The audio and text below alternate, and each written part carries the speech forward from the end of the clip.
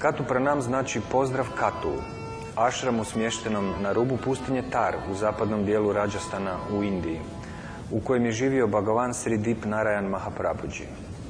Sri Mahaprabhuji je istinska božanska inkarnacija iz loze velikih duhovnih učitelja Sri Alak Puriji Siddha Pita Parampare. Njegov život je bio ispunjen čudesnim događajima. Svojim riječima i načinom života on je prenosio vječnu istinu Sat Sanatan Dharme, istinskog odnosa s božanskim jastvom. Voli svako živo biće, ako ne više, onda barem koliko voliš samoga sebe. Suština je Mahaprabhuđijeve poruke čovječanstvu. Iako je živio vrlo skromno, usred pustinje Tar, na tisuće i tisuće ljudi iz cijele Indije dolazilo je na daršan, vidjeti sveca i slušati božansku poruku satsanga. Jednostavnim i svima razumljivim riječima Sri Mahaprabhuji je prenosio bit drevnoga duhovnog nasljeđa Indije, te univerzalne istine o ljudskom biću i životu samome. Priče o njegovom božanskom životu sabrane su u životopisu Lila Amrit, koji je objavljen i na našem jeziku. Ovaj svijet Sri Mahaprabhuji napustio 1963. u dobi od 135 godina.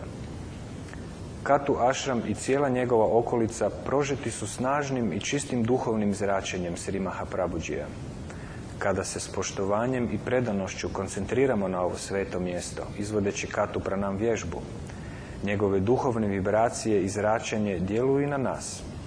Misleći na Katu Ashram i Sri Mahaprabhuđija, božanska svjetlost pročišćava nas i našu okolinu.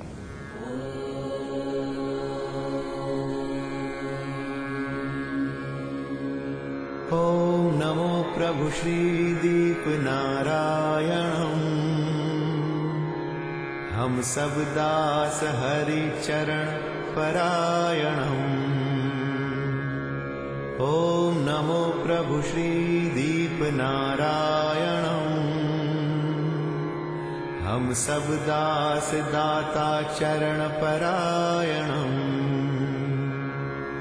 Om Namo Prabhu Shri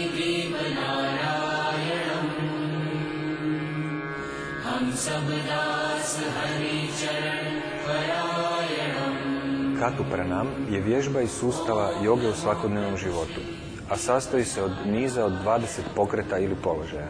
Podjednako usklađuje i osvježava tijelo, um i duh, a nastala je kao rezultat dugogodišnjih istraživanja i iskustava.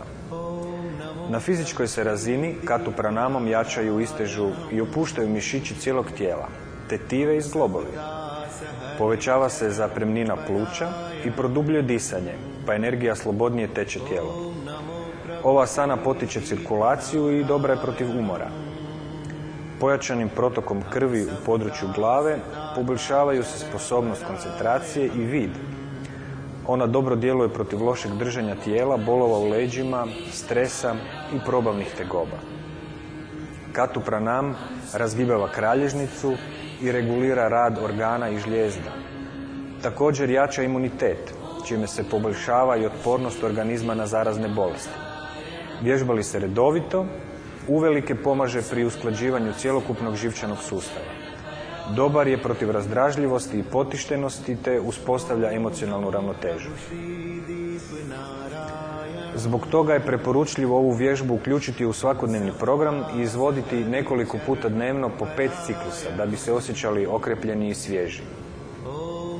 Katu Pranam se može izvoditi u bržem ritmu ili polagano kao pojedinačne asane, tako da se u svakoj od njih neko vrijeme zadržimo normalno dišući.